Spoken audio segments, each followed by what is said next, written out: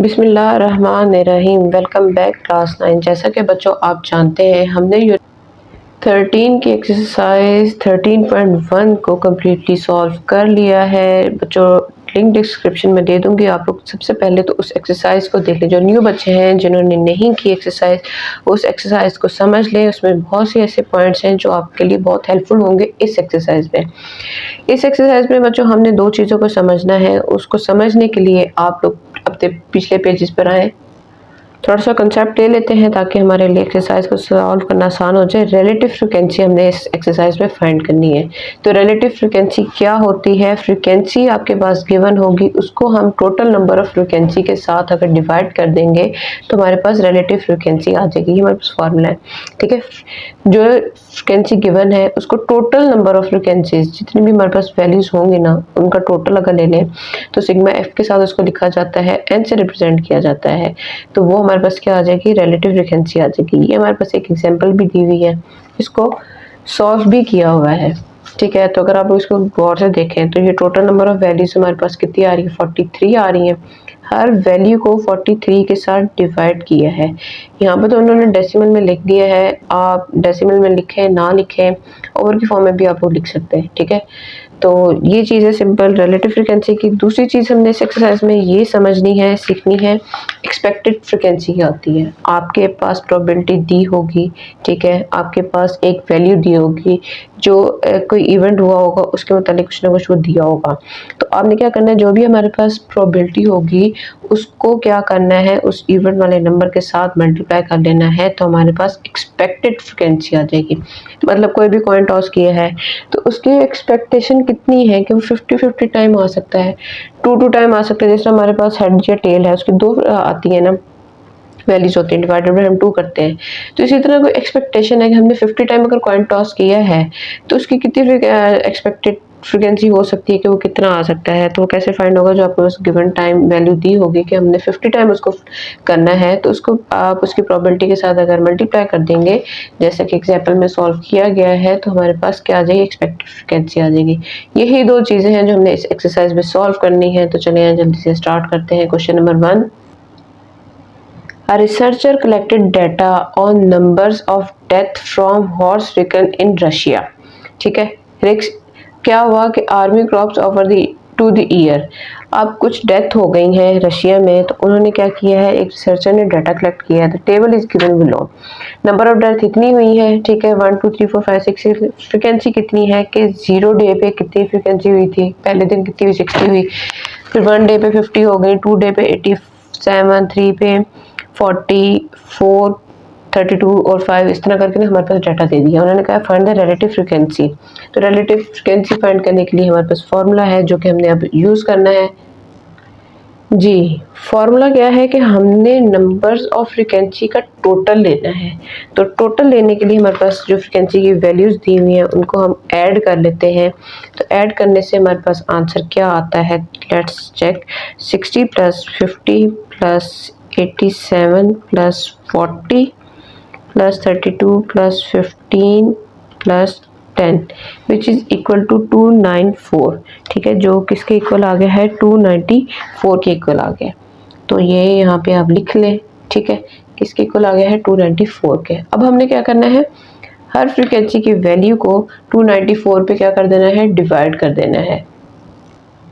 जी, ये हर वैल्यू को मैंने 294 के साथ लिख लिया है। अब हमने क्या करना है, इनकी डिवीजन करनी है। तो डिवीजन आप बजाय के डायरेक्ट डेसिमल में लेकर जाएं। जो बुक के पीछे हमारे पास आंसर है वो क्या दिया हुआ है, वो ओवर की फॉर्म में ही दिया हुआ है। तो ये हर वैल्यू जो है ना बच्चों, 2 के टेबल पे या किसी टेबल पे ना डिवाइड हो रही है। तो हम करके देखते हैं। पहली वाली वैल्यू तो हमारे पास 2 के टेबल पे डिवाइड हो रही है, 60/294। तो 60 कब आता है? अगर मैं क्लोज कर लेती हूँ, 60 को 2 पे डिवाइड करें तो हमारे पास आंसर आता है 30, ठीक है। और 294 को अगर डिवाइड करें 2 पर तो उसका आंसर हमारे पास जो आ रहा है वो 147 आ रहा है, ठीक है। तो ओवर 147 ज़्यादा बड़ा लिखा गया है।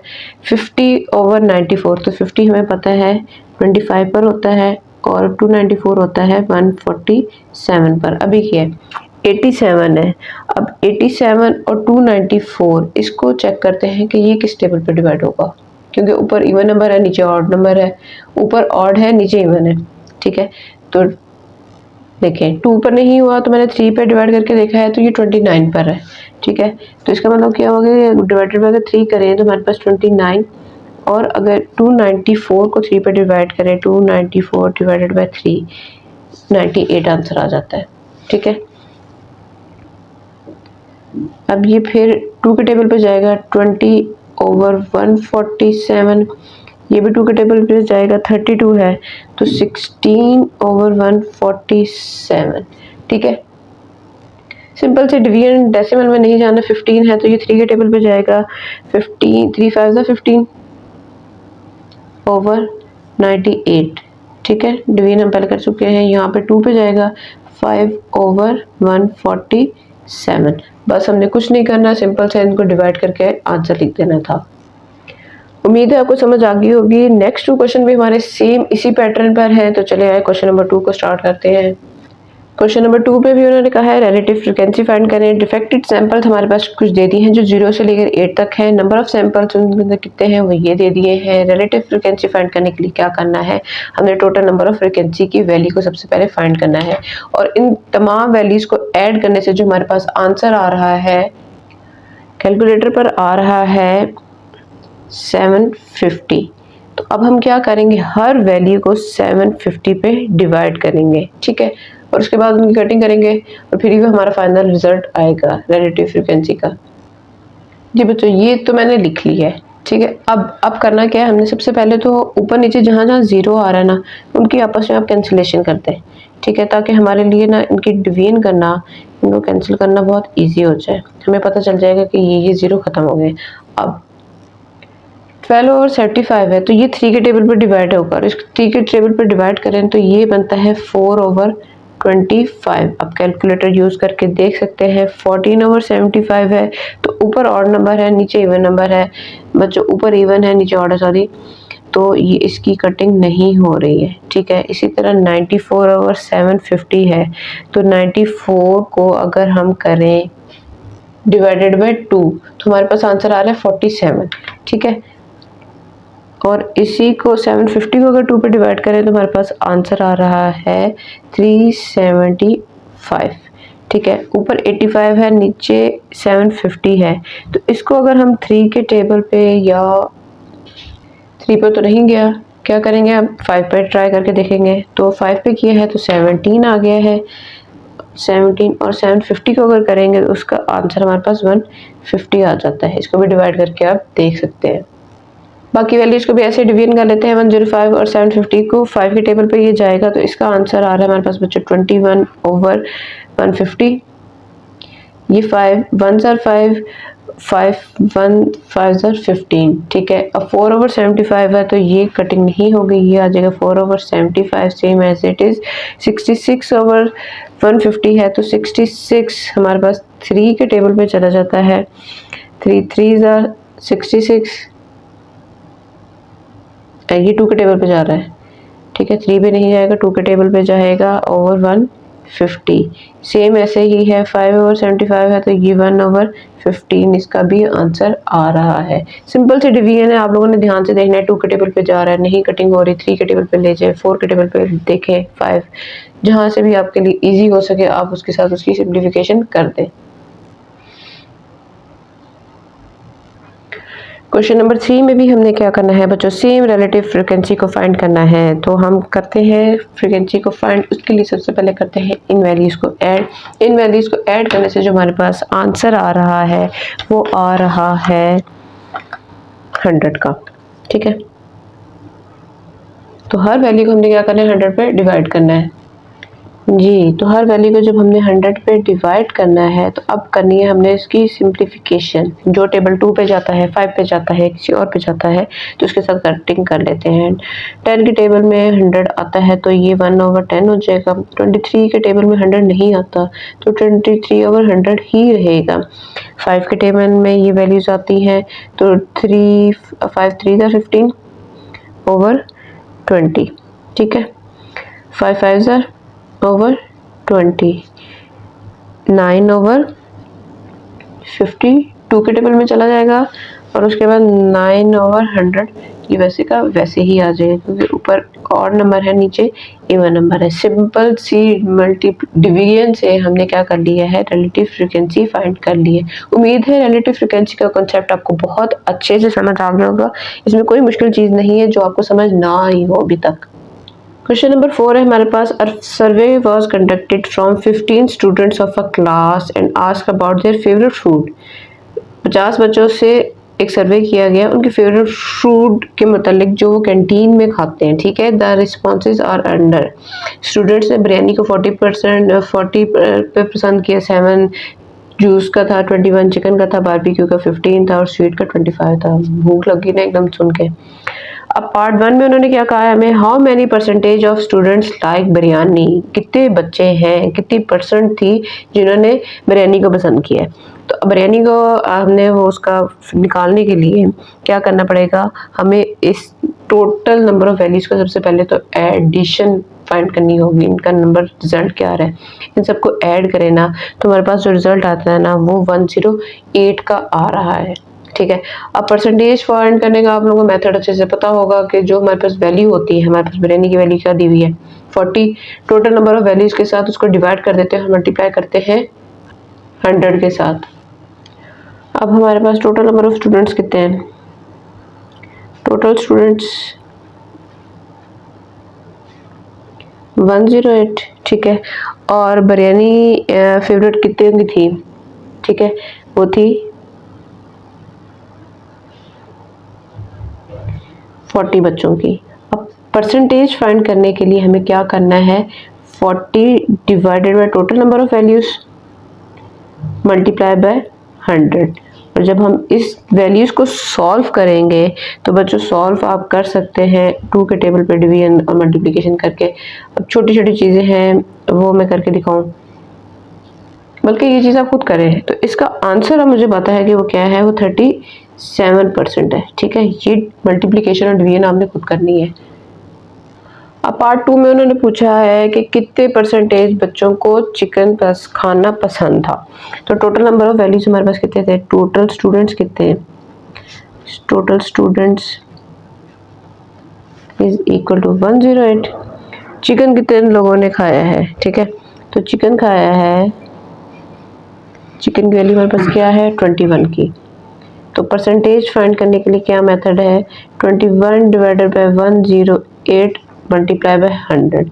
अब इसको जब आप सॉल्व करते हैं तो इसका जो हमारे पास आंसर आता है वो आता है 20%। अब कैसे आता है, 2 के टेबल पे आप लोग कटिंग कर लें, दोनों वैल्यूज जो आंसर आएगा उसको मल्टीप्लाई कर दें, डिवाइडेड बाय तो नीचे ले जाएगा उसके साथ डिवाइड कर दें, तो वो हमारे पास यही होता है 20% ही होता है, ठीक है। ये आप लोगों ने छोटा सा स्टेप खुद से सॉल्व करना है। पार्ट 3 दिया हुआ है,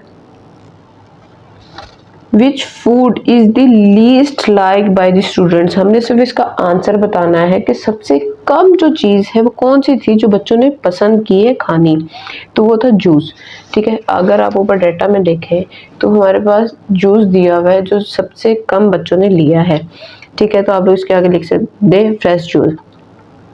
which food is the most preferred by the student, सबसे ज़्यादा पसंद करने वाला फूड कौन सा था, तो वो हमारे पास थी बिरयानी। तो इसका आंसर जस्ट बिरयानी आप लोगों ने लिखना है। क्वेश्चन नंबर 5 हमारे पास है, in 500 trials of a thrown of 2 dice. अब सेम हमारे पास 2 डाइस वाला क्वेश्चन आ गया है जिसके अंदर हम लोगों ने 2 डाइस लेने हैं, उनको फेंकना है, उसका हेड और टेल, उसके अंदर हेड और टेल कहाँ से आ गया, उसके अंदर 1 2 3 4 5 6। अब इसके सैंपल स्पेस तो मैंने क्वेश्चन नंबर 13.1 में मैंने बनाए हुए, ठीक है। तो उस वहाँ से लेते हुए हमने अब क्या करना है, what is the expected frequency that the sum will be greater than 8। उसमें से डाटा लेना है जिस ऐसी वैल्यूज़ का जिनका सम जो है हमारे पास 8 से बड़ा आना चाहिए, ठीक है। तो वो कौन से सैंपल स्पेस में से ऐसी वैल्यूज़ हैं जिनका सम ग्रेटर देन 8 होता है, वो पहले हम लिख लेते हैं। बच्चों क्वेश्चन नंबर 5 में जो हमने सैंपल स्पेस लिया है उसमें से मैंने वैल्यूज़ लिख ली हैं। अब वो कैसे लिखी हैं देखें, हमारे पास जो वैल्यूज़ थी हमने उन 2 वैल्यूज़ का सम करना है, सम आना चाहिए 8 से बड़ा, मतलब इसमें उन्होंने 8 का एडिशन नहीं करना, हमने 8 से बड़े कौन कौन सी वैल्यूज होती है 9, 10, 11 और 12। ठीक है, 12 से बड़ी वैल्यूज नहीं जा सकती, तो हमने क्या करना है, ऐसी वैल्यूज का सेट लेना है जिसमें 9, 10, 11 ये 12 आए, उनको ऐड करने से। तो वो ये वाला डाटा था, और ये टोटल नंबर ऑफ वैल्यूज जो हमारे पास बन रही है ना सैम्पल स्पेस की, अगर आप काउंट करें 1 2 3 4 5 6 7 8 9 एंड 10 बन रही है। तो हमारे पास NS क्या आ रहा है, 10 आ रहा है, सॉरी NS 10 नहीं आ रहा हमारे पास, NS की वैल्यूज, तो टोटल नंबर ऑफ वैल्यूज दो डाइस की कितनी होती है, अगर हम 6 आर क्या होता है 36 होता है। यहाँ पर NA आएगा जिसकी वैल्यूज हमारे पास क्या आ रही है 10 आ रही है। अब प्रोबेबिलिटी फाइंड करने के लिए हम लोग क्या करते थे, NA over NS which is equal to 10 over 36। ठीक है, अब 10 ओवर 36 जब हम करेंगे तो 10 2 5 10 ओवर 2 1 2 2 8 16, 5 ओवर 18 हमारे पास क्या आ गई है, प्रोबेबिलिटी आ गई। बच्चों यहाँ तक क्वेश्चन कंप्लीट नहीं होता, क्वेश्चन अभी चलना है, क्योंकि उन्होंने क्या कहा है, उन्होंने प्रोबेबिलिटी फाइंड करने को नहीं कहा, उन्होंने हमें कहा है कि आपने इसकी एक्सपेक्टेड फ्रीक्वेंसी फाइंड करनी है। अब इस वैल्यू की जब एक्सपेक्टेड फ्रीक्वेंसी हम फाइंड करेंगे तो क्या करेंगे, लिख लेते हैं पहले, जो वैल्यू है उसको किसके साथ मल्टीप्लाई करेंगे, जो हमारे पास गिवन डाटा है, जो हम उन्होंने क्या किया था, उन्होंने 500 टाइम फ्लिप वो किया था, डाइस को रोल किया था। ठीक है, तो इसलिए क्या कर देंगे हम लोग, इसको मल्टीप्लाई कर देंगे 500 के साथ। जब इसको सॉल्व करेंगे तो हमारे पास जो आंसर आ रहा है वो आ रहा है राउंड अबाउट 138.89। तो इसको एग्जैक्ट वैल्यू में लिखने के लिए हम लोग क्या करेंगे, इसको लिख देंगे 139। बुक के पीछे हमारा यही आंसर दिया हुआ है। ठीक है, आप इसको कैलकुलेटर के ऊपर सॉल्व कर ले, डिवाइड कर ले, आंसर आपके पास यही आने वाला है। बहुत ही ध्यान से क्वेश्चन नंबर 6 को समझिएगा। What is the expectation of a person, इस पे भी हमने फाइंड क्या करनी है, expectation. Who is to get ₹120, जिसने 120 रुपए लगाए हैं, if he obtain at least 2 heads in a single toss of 3 coins, जिसके पास 3 कॉइन्स है, उसने टॉस किए हैं और उसके पास 2 हेड्स आने चाहिए, हमने वो चीज़ फाइंड करनी है। तो सबसे पहले तो हम क्या करेंगे, प्रोबेबिलिटी को फाइंड करेंगे, देन हमारे पास एक्सपेक्टेशन की वैल्यू आएगी। अब सबसे पहले 3 हमारे पास कॉइन्स हैं, या तो उनके हेड है, 3 कॉइन्स हैं, ठीक है, या तो हेड आना है उसमें से या टेल आना है। सेम इसी तरह हेड और टेल है, इसका भी क्या है, हेड और टेल है। अब इस हेड को लेते हुए हेड और टेल की वैल्यू हमने फाइंड करनी है, फिर इस टेल को लेते हुए इन वैल्यूज को बनाना है। अब ये कैसे बनेंगी, एक हेड ले लेते हैं, ठीक है, सैंपल स्पेस हमने फाइंड करनी है, तो क्या करेंगे, इसका हेड और इसका हेड, 3 दफ़ा हेड हो गया, ठीक है। अब क्या करेंगे, इसका भी हेड, अगले का क्या कर लेंगे, टेल ले लेंगे। फिर क्या होगा हमारे पास, हेड टेल हेड, उसके बाद क्या हो जाएगा हमारे पास,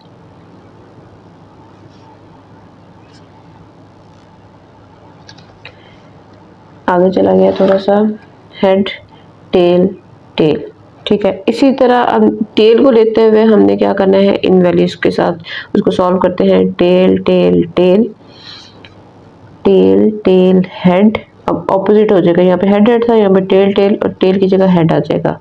अगर हेड टेल हेड हेड और यहाँ पे टेल हेड टेल, ये इनका आगे पीछे हो गया बच्चे, पर आप ध्यान से बनाएंगे और आपको प्रैक्टिस करेंगे तो ये आपको बनाने आ जाएंगे। प्रोबेबिलिटी में ऐसे ही बहुत से क्वेश्चन होते हैं जिसमें हम लोगों ने इस तरह की चीज़ें करनी होती हैं।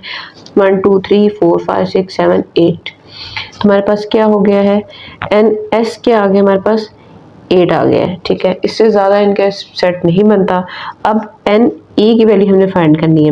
NA की वैल्यू हमारे पास किस तरह आएगी, उन्होंने क्या कहा था बच्चों, हमें उन्होंने कहा था कि ऐसा नंबर्स लें जिसके अंदर एटलीस्ट 2 टाइम हेड लाजमी आता हो।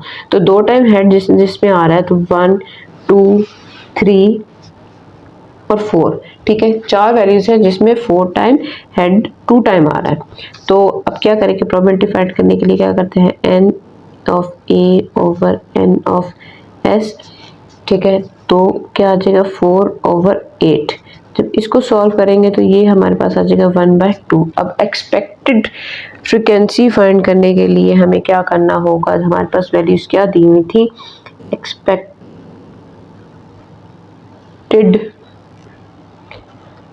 Frequency is equal to 1/2 multiply by 120। 2 1s are 2, 2 60s are, तो हमारे पास क्या वैल्यू आ गई है, 60 रुपीज़ आ गए, क्योंकि वो रुपीज़ में था, 120 रुपीज़ थे, ठीक है। तो ये भी क्वेश्चन आपको अच्छे से समझ आ गई होगी। अब बच्चों क्वेश्चन नंबर 7 उन्होंने हमारे पास दिया हुआ है, find the expected frequencies of the given data if the experiment is repeated 200 times. अब उन्होंने क्या किया, हमें पी ऑफ एक्स की वैल्यू दे दी है, मतलब जो हमारे पास प्रोबेबिलिटी की वैल्यूज गिवन है, प्रोबेबिलिटी की वैल्यू से हमने एक्सपेक्टेड फ्रीक्वेंसी फाइंड करनी है। तो हमें क्या करना है, सिंपल जो वैल्यू है उसको 200 के साथ मल्टीप्लाई कर देना है। हर वैल्यू को प्रोबेबिलिटी को उसको किसके साथ मल्टीप्लाई कर देना है, 200 के साथ। तो हमारे पास क्या आ जाएगी, एक्सपेक्टेड फ्रीक्वेंसी आ जाएगी जी। हर वैल्यू को 0.11 मल्टीप्लाई बाय 200, ठीक है, 0.07 मल्टीप्लाई बाय 200। हर वैल्यू को अब हमने क्या करना है, 200 के साथ मल्टीप्लाई करना है। और जब हमने 2/100 के साथ वैल्यूज को मल्टीप्लाई किया तो हमारे पास आंसर आया है, पहली वैल्यू का 22, फिर आ गया है 42, फिर आया 34, 36। कैलकुलेटर आप यूज़ करते जाएं, सिंप्लीफाई करते जाएं, आपके पास आंसर आता जाएगा। कोई मुश्किल चीज़ नहीं है, सिंपल वैल्यूज़ को एंटर करें, आपके पास आंसर आ जाएगा। अब ये हमारे पास तमाम वैल्यूज़ किसकी आ गई है, एक्सपेक्टेड फ्रीक्वेंसी की आ गई है। लास्ट क्वेश्चन इस एक्सरसाइज का हमारे चैप्टर का था, प्रोबेबिलिटी ऑफ गेटिंग 5 टाइम्स 6 आए वाइल टॉसिंग 6 डाइस इज 2/5। अब हमारे पास प्रोबेबिलिटी दे दी गई है 2/5 that dice is rolled 200 time, how many time would you expect it to show 5 6। अब उन्होंने कहा है कि ये प्रोबेबिलिटी है, इतने टाइम उसने डाइस को रोल किया था, तो हमारे पास जो एक्सपेक्टेड फ्रीक्वेंसी आनी है वो क्या आनी है। तो सिंपल हमारे पास दोनों वैल्यूज हैं, उनको हम मल्टीप्लाई करेंगे तो आंसर आ जाएगा जी। प्रोबेबिलिटी हमारे पास क्या दी हुई है, प्रोबेबिलिटी हमारे पास आई है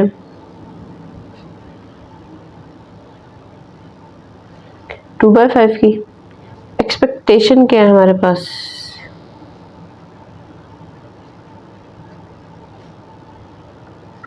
टू 200 टाइम्स की थी, ठीक है। तो हमने क्या करना है, एक्सपेक्टेड फ्रीक्वेंसी फाइंड करनी है।